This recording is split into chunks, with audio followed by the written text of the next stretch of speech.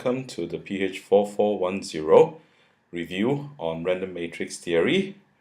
In an earlier video review, we have looked at the eigenvalue distribution of the real-world correlation matrix of the Singapore Stock Exchange and compare it against predictions from random matrix theory, and we found there are lots of differences, and in particular those eigenvalues which are larger than lambda plus, we associate with signal, as with eigenvalues less than lambda minus, and then those in between lambda minus and lambda plus we will say is indistinguishable from noise.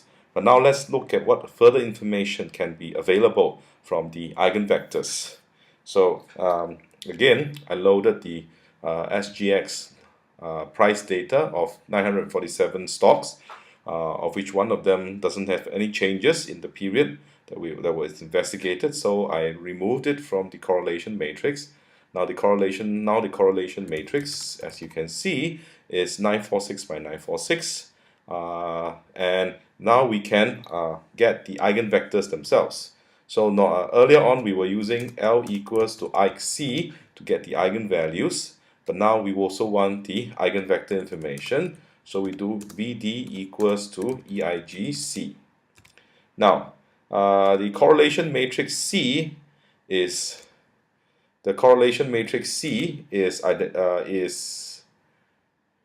symmetric, as we can see. We just load a little bit of it. You can see that the correlation matrix is symmetric. So in principle, the eigenvalue should be real and should be positive. But you can see from the matrix D that you have a little bit of imaginary terms components coming into the eigenvalues as well as to the eigenvectors. So we will, and in fact, the imaginary part of the eigenvalues are very small, including those that are very small eigenvalues. So let's assume that D is real. Let's take the real part. Okay, and then we see that it is sorted from the largest to the second largest downwards to the smallest. So let's look at the eigenvectors. Unfortunately, they turn out to be imaginary complex as well, but let's take a look at the imaginary part of V to see how big they are. And you can see that they are very, very small. So they are, except for a few eigenvectors, the last few eigenvectors, we can assume that most of them are very small. So again, we will just take the real part of the eigenvectors. And since the largest eigenvalue, D11, is 503, this is the largest, and I've mentioned that this is called the market mode. Let's take a look at the eigenvector. So I can do this to show all the the values of the components.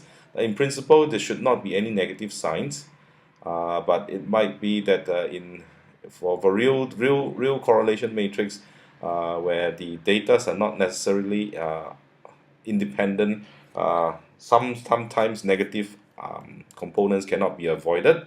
But you can see that this is not an efficient way to actually explore the eigenvector. The better way is to actually graph it. So using a bar graph, let's graph the first eigenvector, which is associated with the market mode, and we see that, don't worry about all the all the warnings that will appear. Okay, you can see that most of them have very similar magnitudes. Most of the components have very similar magnitudes, except for those that are negative. And in fact, those that are negative, they also pretty much have very similar magnitudes. And this is a characteristic of the market mode. Now, what about for the second eigenvector, the second largest eigenvalue, which is D109, which is 109.44? Again, if we bar this second eigenvector, now there is no guarantee that the components are all positive.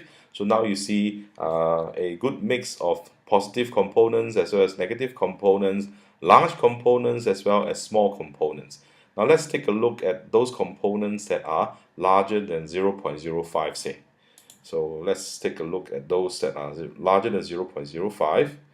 So what we can do is we can find V2 greater than 0.05, and we find that, okay, there are quite a number of them. So this is, and we can in fact tell what these are.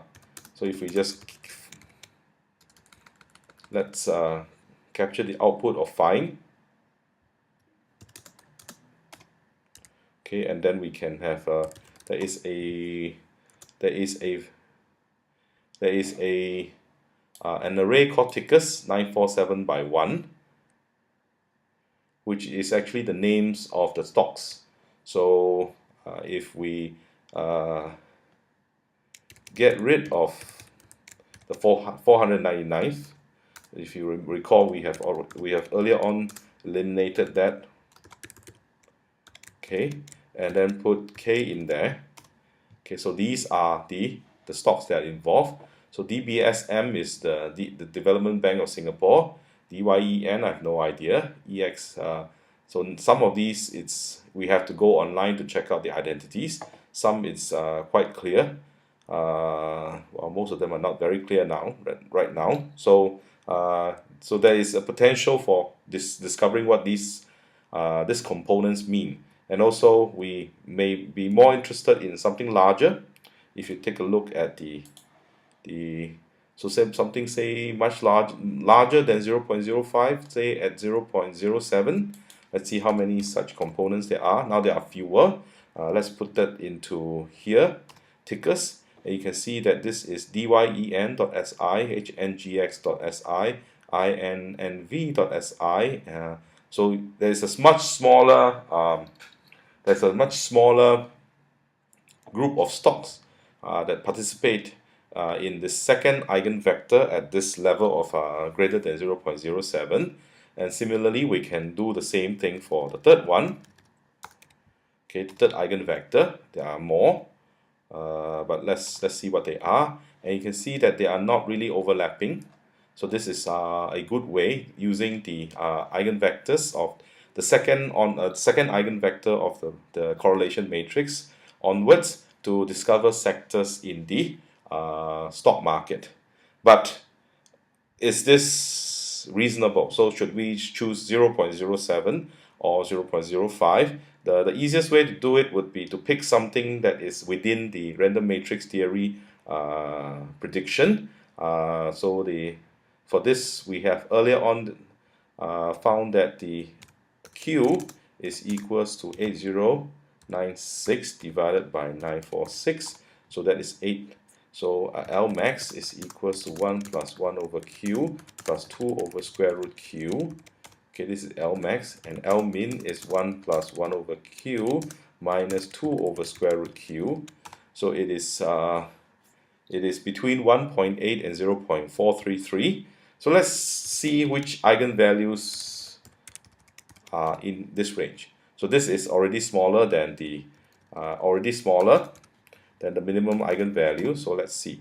Okay, this is within the noise range. So let's take a look at this particular eigenvector. Okay, 50, and you will see that it is rather noisy, but it does have large components. But we can find the standard deviation of this fella here to see what is the typical component value. So that's 0.03. So 0.05 is already more than one standard deviation for the component values as predicted by random matrix theory. Or if I pick something, let's say 40, it's about the same. You can see that as long as the eigenvalue is within the range predicted by the random matrix theory, the standard deviation in the eigenvectors remain more or less the same.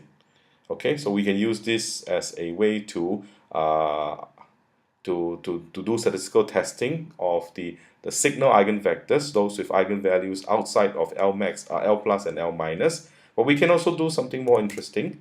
So let's create an artificial time series cross section that has the same size as the one that we are studying in the SGX. So this is from a sample from a random matrix so this is C theory. So let's say that this is core X. Okay, so now we have the theoretical, and let's also find the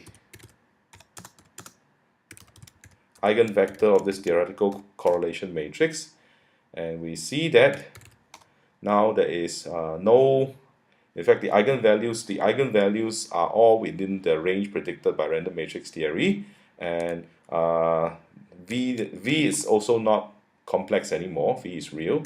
So let's take a look at the eigenvector associated with the largest eigenvalue, but which is still within the random matrix theory prediction.